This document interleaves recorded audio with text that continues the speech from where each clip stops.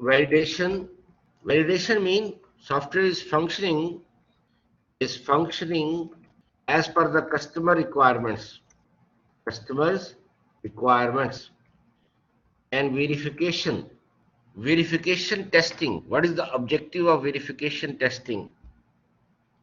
That validation testing, we ensure that software is functioning as per the customer requirements. So what is verification testing? Why we perform verification testing? Verification testing is to make sure that software is functioning correctly, is to ensure that software is functioning correctly. Software or product is functioning correctly. Which one is performed first during the SDLC? Validation or verification? Verification starts from planning phase. Verification starts from the planning phase, whereas validation testing is performed after writing the code. Validation testing is performed after writing the code. Then you validate it is working as per the customer requirements or not. So from planning document, the project specs, you verify, functional specs, you verify, design specs, you verify, and then code. First you write the code or any function, you verify it is working, it's functioning, then you perform validation that it is working as per the customer requirements or not. So planning document, analysis document, design document, code, first you verify and then you perform the validation that it is working according to customer agreed requirements by the customer. Any question up to here? What are the main validation tests? Unit, integration, system, and acceptance. Unit. Is there any other name of unit testing? Unit testing. Any other name of unit testing? It is called component testing. Unit testing or component testing. How to define unit testing or component testing? Test each function or module at unit level. For example, ATM system. So in ATM, you have withdraw module, you have transfer cash, check balance, pay bill, in some machines deposit cash. So for example, withdraw, I can assign to Muhammad Marai. Transfer cash, Sultan Saifuddin. Check balance, Abdullah Khalid. Pay bill to Muhammad Jasim. So in this way, I assign individual module to individual programmers. So the withdraw module at unit level, transfer cash at level, check balance at unit level is tested. Email, Hotmail, Yahoo, Gmail, you have inbox, compose, send messages, trash. So inbox I can assign to Muhammad Bhai, junk I can assign to Sultan, compose Abdullah Khalid, send message to Muhammad Jasim. So individual level, individual modules are tested at unit level. Each single module, that is called the unit testing. Each class, each function, each module is tested at unit level. This is called unit testing or component testing. Then you perform integration testing. You have completed individual modules. like withdraw, transfer cash, check balance, pay bill, deposit cash, or email, inbox, junk, compose, send messages. You integrate them and you check interconnectivity, interconnectivity, intercommunication between or among the modules, between or among the modules. For example, you can import, export the data or not. You can import or export. So that means we can check the data exchange. We can check the hyperlinks and data exchange or check or test hyperlinks and data exchange between or among the modules, between or among the components. So like in case of ERP system,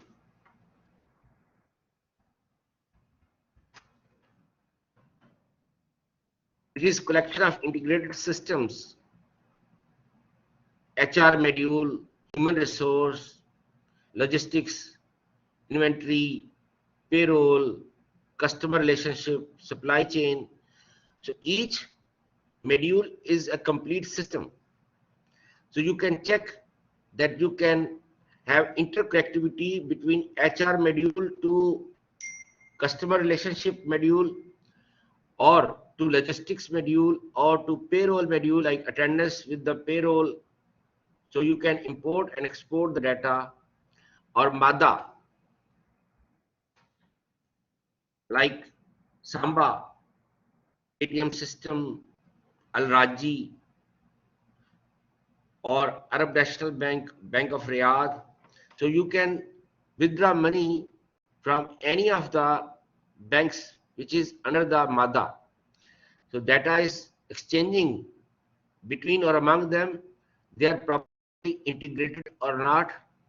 So that is we check, we test, and when you have such situation, you also check the specifications also.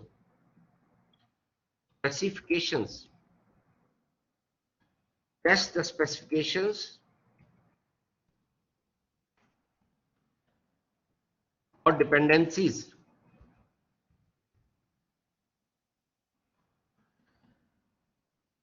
For example, hardware, operating system, protocol, specifications,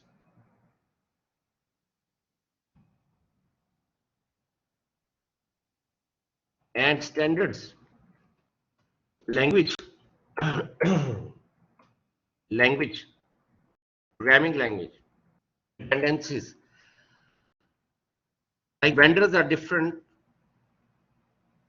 Microsoft, Oracle, SAP, Borland, PowerSoft, IBM, because now IBM is no more hardware vendor. It's a software company now. They own several software companies. They switch their domain. So you check hardware from multiple hardware, operating system, Windows, Linux, Unix, protocols, specifications, standards. So different systems are functioning at different hardware, different operating system, different protocol. So integration among the between or among the systems, integration between or among the systems is also checked at this level. It can be integration testing between or among the modules within a system and integration testing between or among the systems as well. Then you perform system testing. Now we reach to the system level. Once you have unit testing, you have integration testing, then you test the system at system level, that the module which were functioning unit level individually, the components which are working individually, now after integration, still they are performing their individual functionality or not as a full system, as a whole product, complete product. So system testing is performed to make sure that individual modules or components after integration can still perform their functionality and perform its functionality. Instead of there, it's better, its functionality. System testing is performed to make sure that the individual modules or components after integration can still perform its functionality or not. For example, at unit level, we discuss ATM system, we discuss email system. So inbox, junk, compose, send message, still performing their functionality. Withdraw module, transfer cash, check balance, pay bill, deposit cash, still performing their functionality or not. So that's system level as a system testing. So objective is that during integration, some code is not changed, deleted, edited. So just to make sure after integration, still performing individual functionalities, unit modules are performing or not. So units or modules are performing their functionality or not as a part of system. That is the system testing. So you have done unit testing. Okay, units are working, components are working correctly. Now you integrate them, you check that their interlinks, hyperconnectivity, interconnectivity is there, and you can call the data from one system to another or vice versa. You can import and export the data, you can exchange the data between or among them. At system level, now you check that at unit level what functionality the modules were performing, now still they are performing or not as a part of system. Like you have some team members individually, they perform very well as single member, but after having a team, as a part of team, their performance is affected, their functionality is affected because they are not compatible with the team. So same we check that after integration, their compatibility is there and they can perform with the same functionality, with the same efficiency, with the same performance at unit level or not as a part of system. Any question? Acceptance testing. As the name is indicating, acceptance testing is performed by the customer, because it is the customer who has to accept the system, who has to use the system. End users should be happy, should be satisfied. How many types of acceptance testing we have? Types of acceptance testing.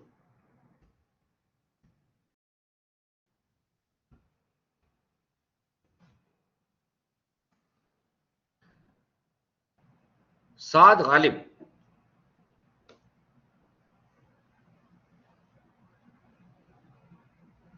Raid Abdullah.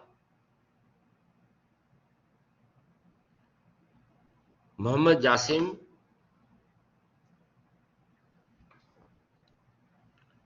Fasi Yusuf.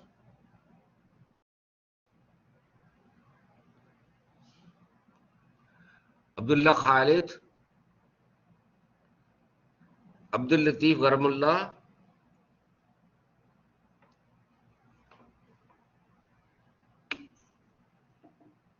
very good.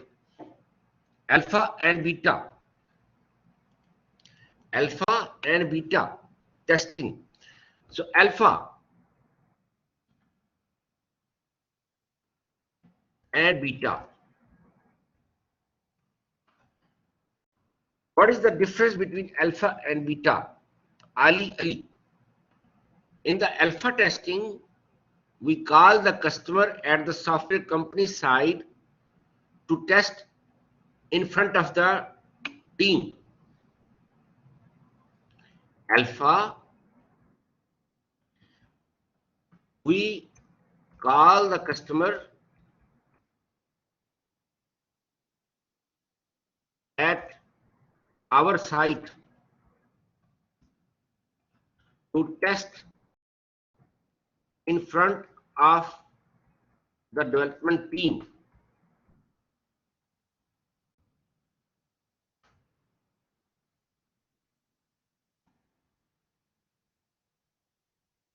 Software company called the customer at his site to test in front of the team. So we also call it control testing, lab testing, or contrived testing. These are the alternative names of alpha testing. Alpha testing, control testing, lab testing, contrived testing. We control the customer. We don't allow the customer to do something wrong, to enter invalid input are not allowed. Yes, invalid inputs are not allowed to enter. We controlled him. For example, if there is a form,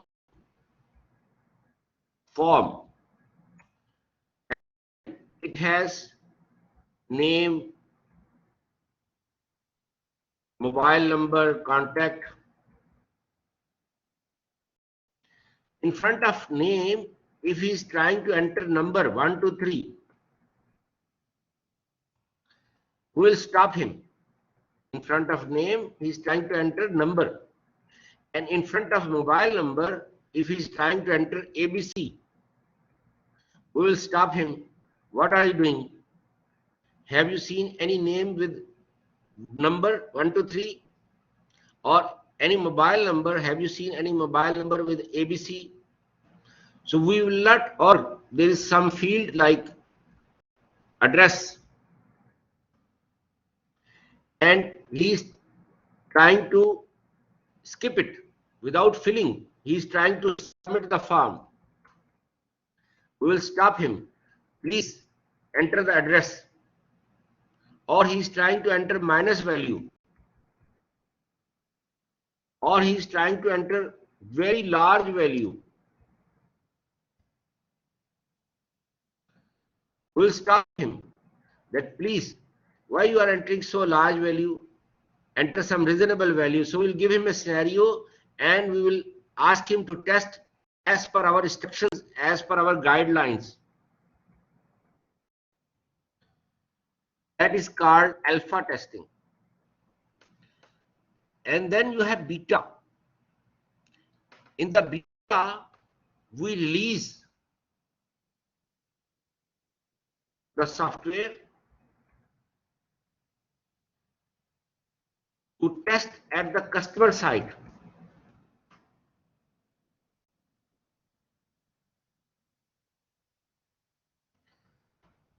Now development team is not present there. So the end users or the users or customer is free to enter any value, test the system in any way.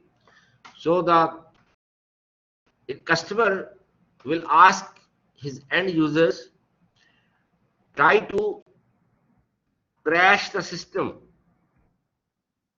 try to crash the system, try to fail the system, try to fail, try to find maximum bugs, try to find maximum bugs. So customer will submit us a report. It's called defects report. Defects report. We already learned in our initial lectures that there are errors, there are defects. So he will submit us a defect report. Defects report after beta testing.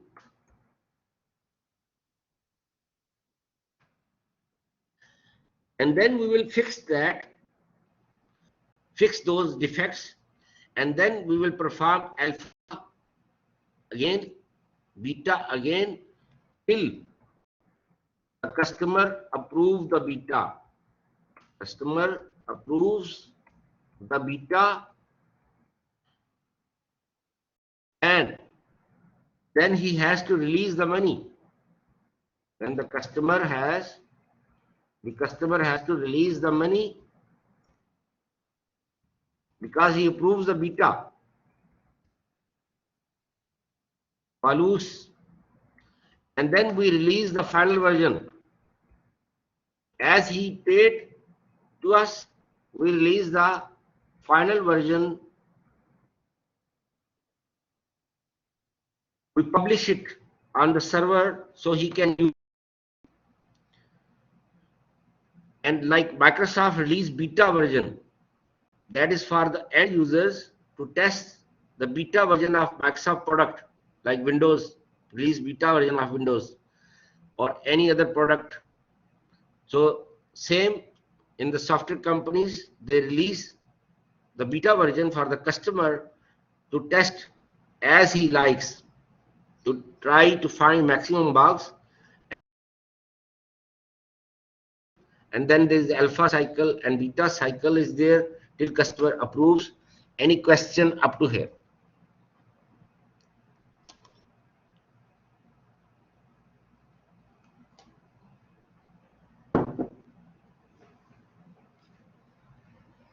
Any question up to here?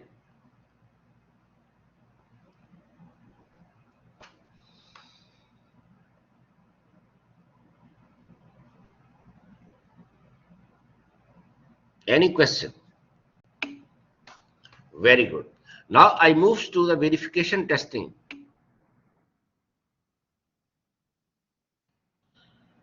Main verification tests.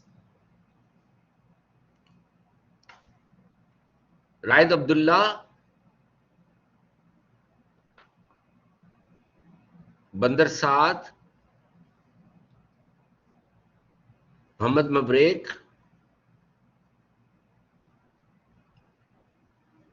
Fasi Yusuf, Ali Ali, Abdul Latif Garamullah, Majid Munawwar. Open main verification test. We have formal technical review. Yes.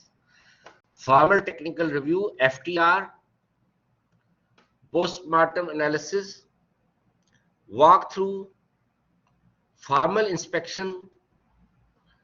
In Agile, you have sprint review and sprint retrospective. These are the main verification tests we have.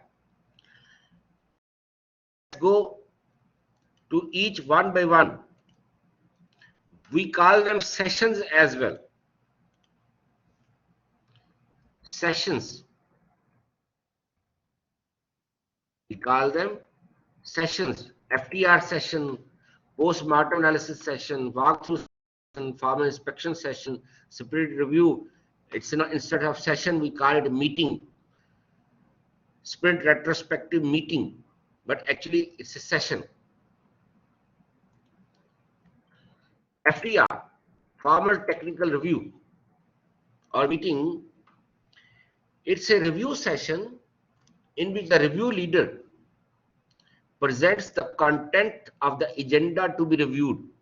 That means it's planned meeting, planned session, and we inform the agenda to the team before attending the session, like 1 week before, that these are the contents we are going to discuss. For example, planning document, analysis document, design document, code document. So we inform them well in advance. One member of the review session acts the role of recorder. So in order to have minutes of meeting, one member will act as secretary. The review members highlight the issues on the base of their homework. So they already have the questions or issues regarding the document or the content they are going to review during the session. There are three main functions of FTR meeting: to accept, reject, or recommend modification, change. So before the next session, you start the next session and then you discuss if there are some modifications they are implemented or not in the last session. If they have done, they have addressed these issues or objections are addressed, then you start the content of the next meeting, agenda of the next meeting. So that's the something about FTR. The main objective: to uncover errors in the function, logic, or implementation, to verify that software under review meets its requirements for what this or code or document it's correct. Software has been developed according to predefined standards of the company, according to the template of the company, to ensure that it is developed in a uniform manner. So consistency should be there. And to make project more manageable, in order to track your project, you have FTR session, that how much you have completed, how much left. Any question regarding the objectives of FTR or regarding the FTR meeting?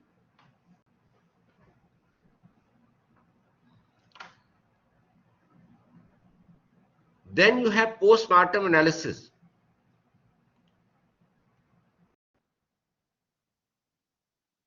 Post-mortem analysis.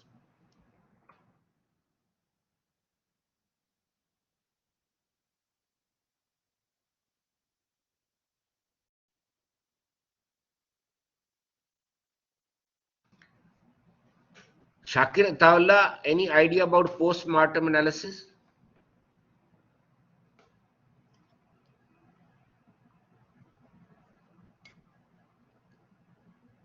Fasi Yusuf?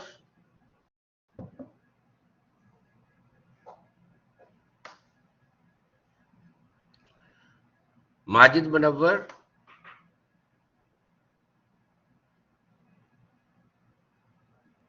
Muhammad Ahmad? Muhammad Mabreek? Muhammad Mari?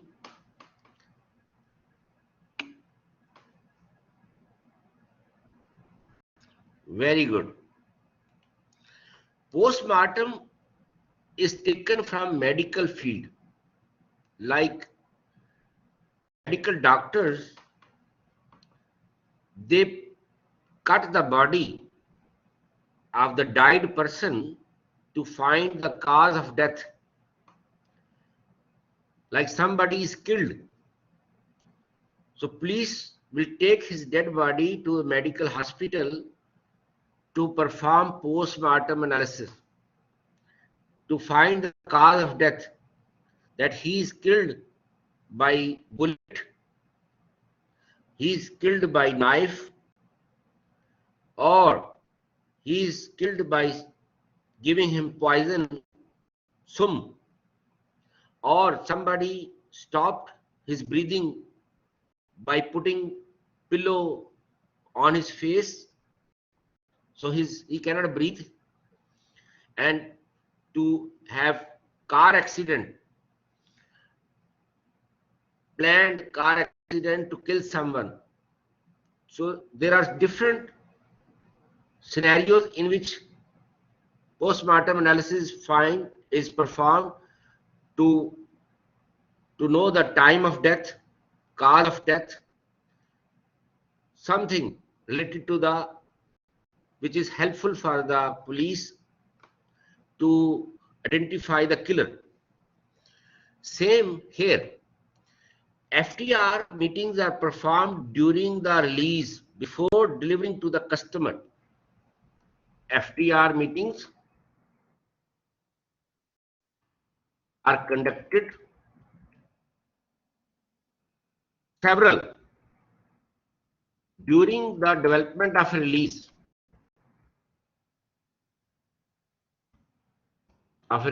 Before delivery. Before delivery to the customer. Delivery to the customer. Whereas the post-mortem analysis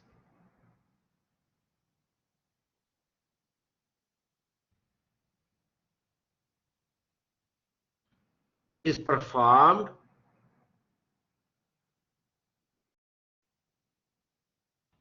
after delivery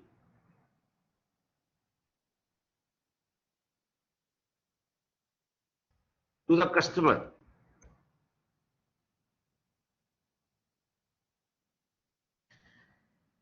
An objective is to find what went wrong during the release, what mistakes team has performed while development of the previous release, and what improvement actions can be taken in the next release to optimize your process. So FTR is performed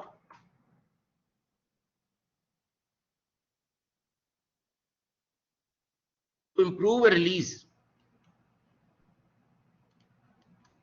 to improve the release, whereas the objective of post-mortem analysis is mainly to improve the development process of a release.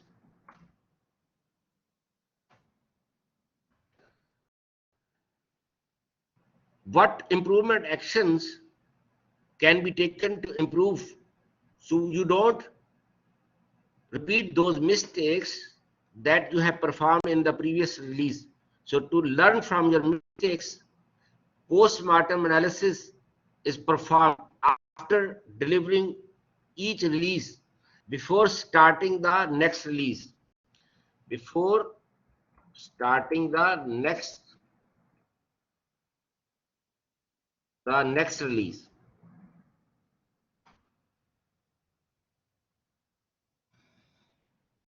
Any question up to here?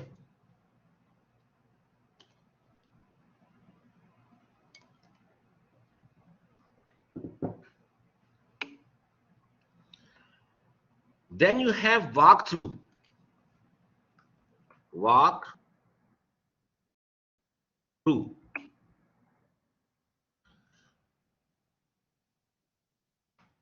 Walking or jogging, like in Jeddah, in my area, Rehab, we have a jogging track on Qura Road. There is a jogging track on Qura Road, and people go there for walk, for jogging. So walk through, the team members performed walkthrough session. It's unplanned.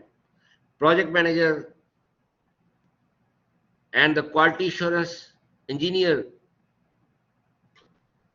will pass by the programmer and ask him what you are doing. Show me it is working correctly. Explain this code. Explain the logic of this code. So it's informal. You just pass by a programmer and ask him different questions related to the code he is writing. And another objective is, if he's stuck up somewhere, he's not able to fix some logic, some code, so you are there to help him. That is the objective of walkthrough session. Informal, just pass by the programmer, the team you have, the development team, and you ask different questions to them that explain their code or help them if they are stuck up somewhere, they are not able to fix some issue, some code. So you will be there to help him or to find any mistake he is doing. His code is not optimistic. His logic is not correct. So you will try to find mistakes in his code. That is called the walkthrough session. Let me show you. The postmortem summarizes what fixed in the project, what went well, and any action item to improvement action for the next release, crucial issues that held the project back because of that previous release was late. It is group-oriented method, the code walkthrough.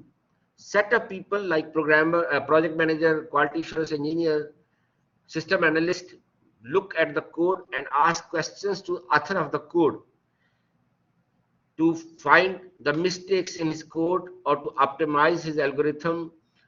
If the author is unable to answer, he tries to identify the answers of those questions before the next walkthrough. So its completeness is limited to the area what questions are raised for specific part of the code. Only that area what he's writing, you can ask him question related to that. Then you have formal inspection. It is also called Fagan inspection. The scientist who has introduced the name. So it's a planned inspection. You already inform the team that we are going to have an inspection. So there is walkthrough, informal and formal inspection is also there.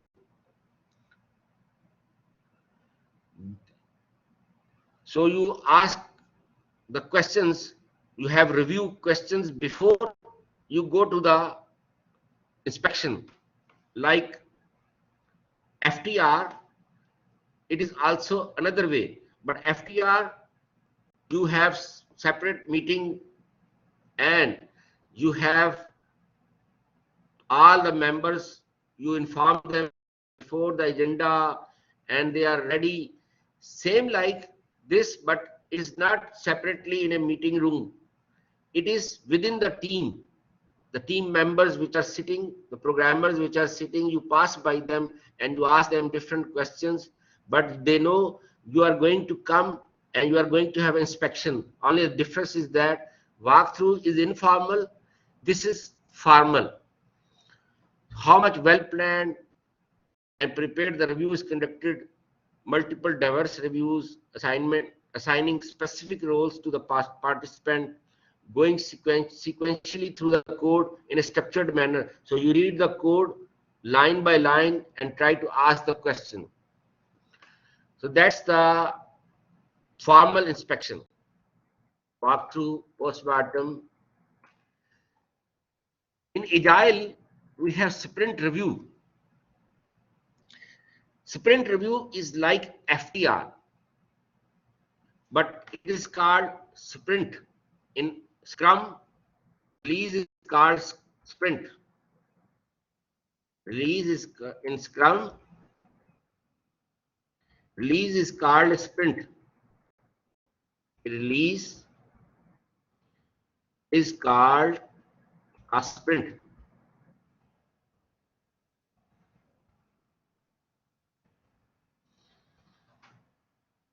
So like FTR, sprint review meeting is there, but we don't call it formal technical review, we call it sprint review meeting. So it is for a sprint, and FTR releases are large. In Scrum, releases are small.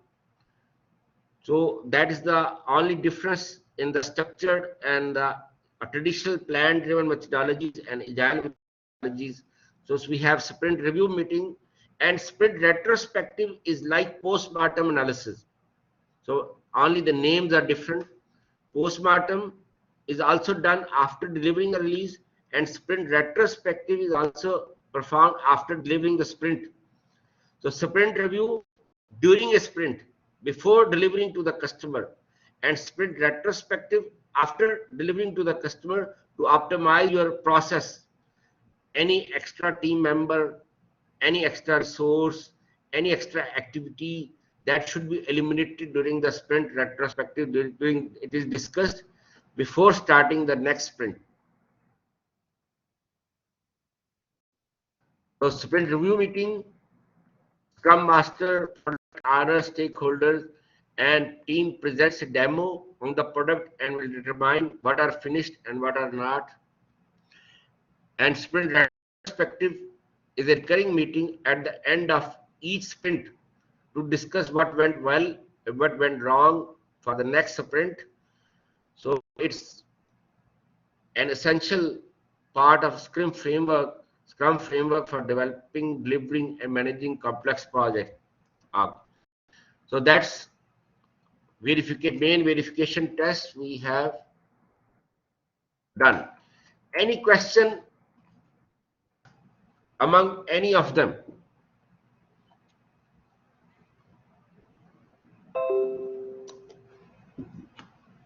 Any question up to here?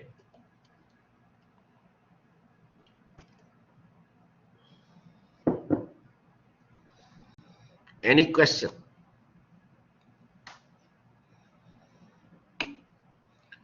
Very good. Now we move to the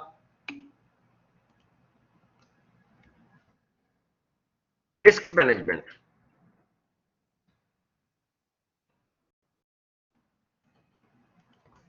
What is a risk?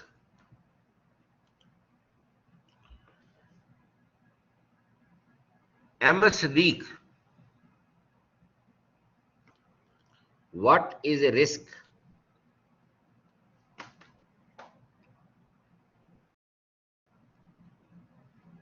Khatar, Ahmed Adil,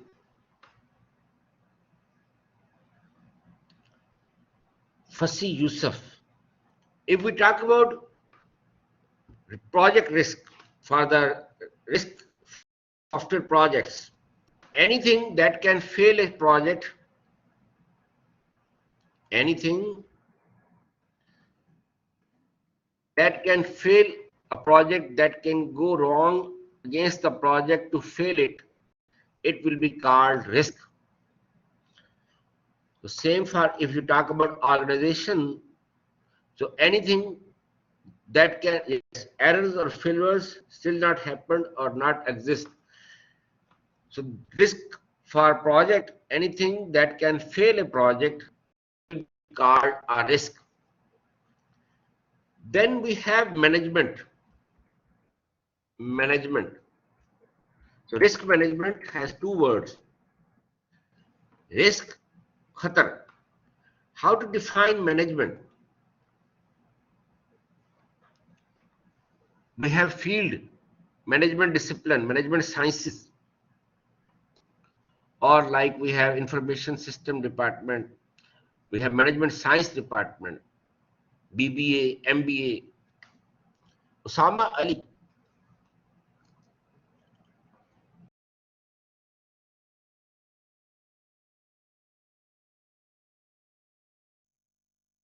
Ali Ali. Abdul Latif Garmullah. Muhammad Mabreek.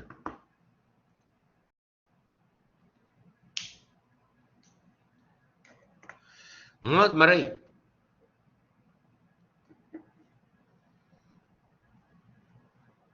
Ahmad Adil. Ahmad Siddiq. Open, anyone.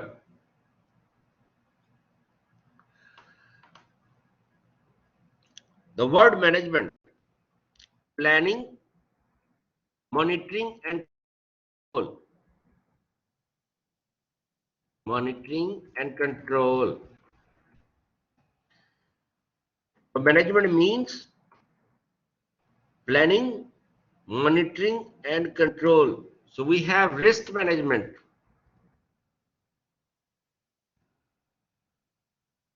We have now risk management discipline. And it started in software development after the spiral model. Barry Boehm introduced spiral model and he introduced a new discipline that we should have risk management in software. Planning the resources, leading the action and control the performance. Very good.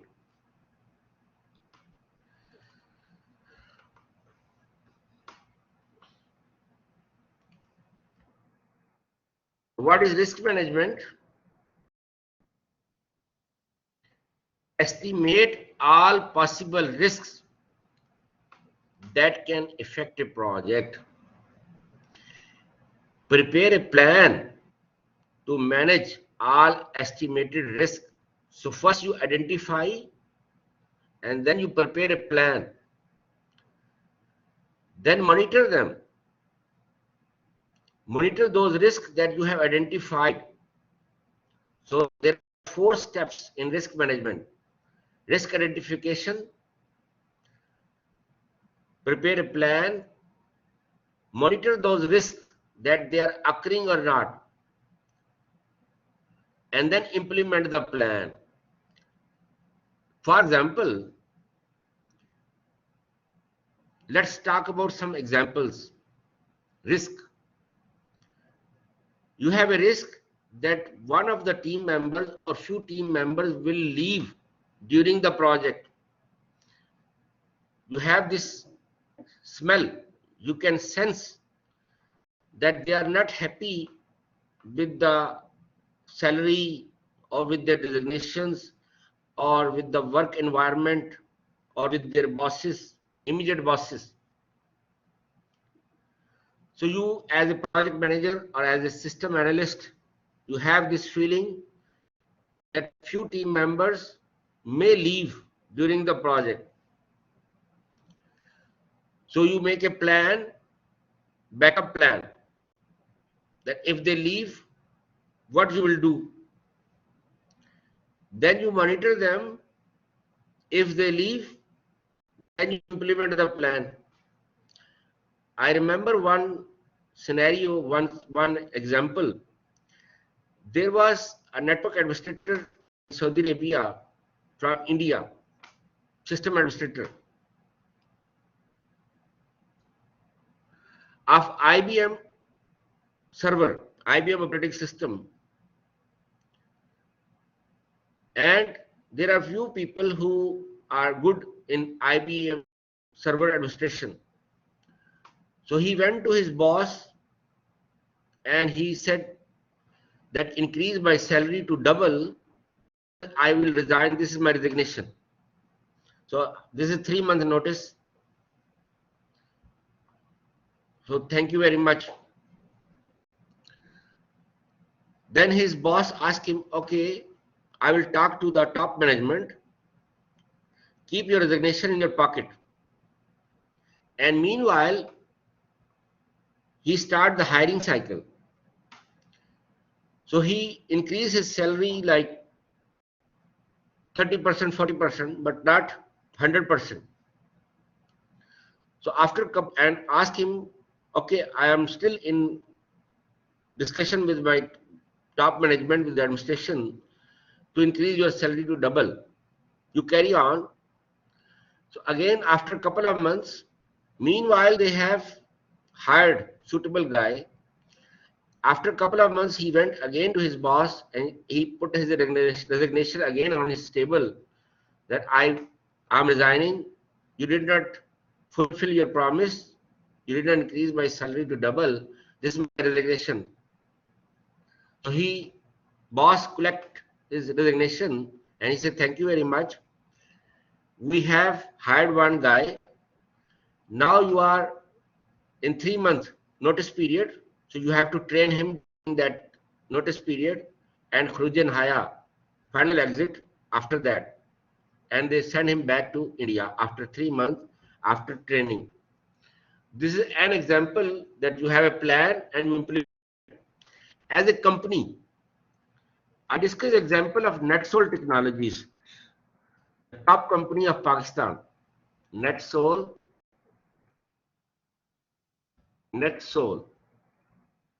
Technologies, Net Solutions.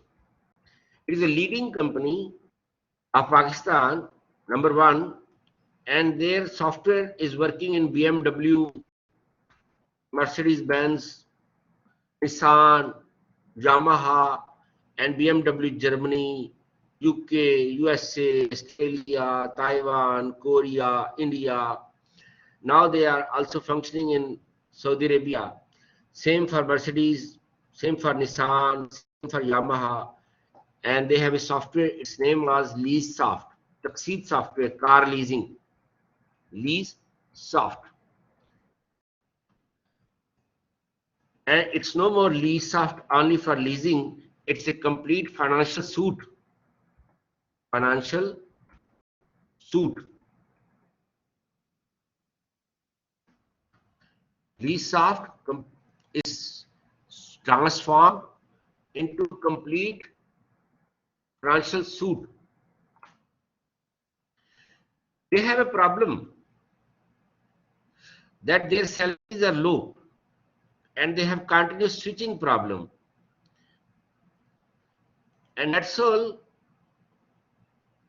has business all over the world, multinational company. To have the solution of this problem, the continuous switching problem, they started a training institute.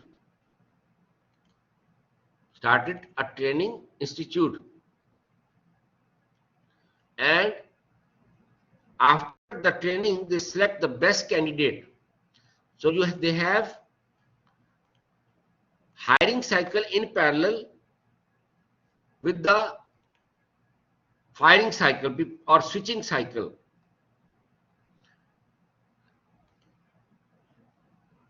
So they solve the problem by having a training institute and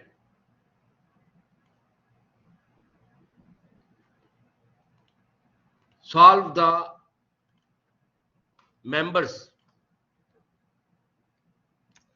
team members, the shortage of team members.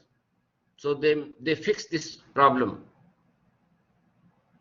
Now they have existing on the other side, they are hiring new guys because of their training institute, and they also start earning money from that training institute, that people paid to that program for the training, and the best candidate from different training sessions they picked as team members. So at one cycle people are leaving, other cycle people are introduced in the team. So this is Two examples I gave you, that you have a risk, you make a plan, you monitor it, and then you implement the plan. That's the risk management at the initial level and understanding. Any question regarding the risk management? Very good. Let's move to how many categories of project risk we have. Categories of project risk. Bandar Saad,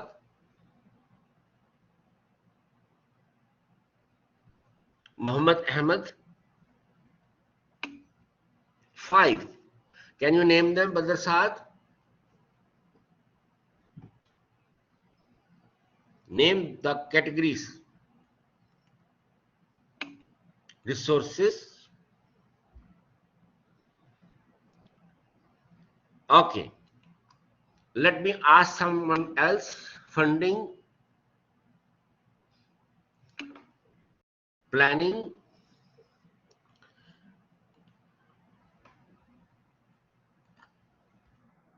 we have two categories. We have predictable or certain, and we have non-predictable or uncertain. For example, predictable or certain, that we are sure that they are going to happen in the project. Maslan, for example, sure, we are certain, sure. Budget. In all software projects, we suffer the problem of budget. And as Bandar Saad said, this is certain risk. Schedule.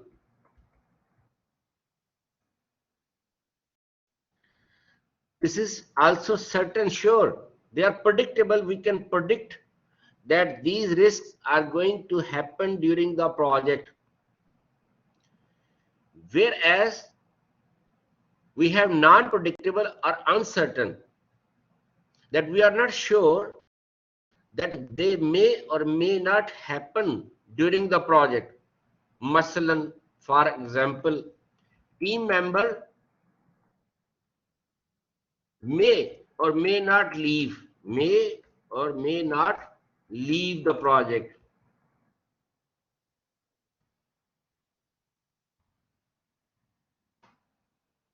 This is uncertain. We are not sure that he will leave or people will leave or not during the project. Management of the customer side. Management of the customer side may or may not change,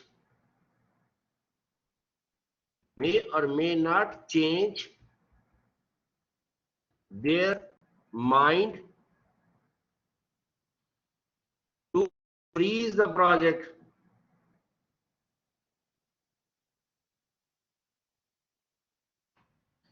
Scope of project may or may not change.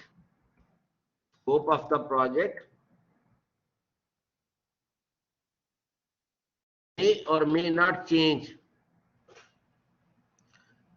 So these are few examples of certain and uncertain.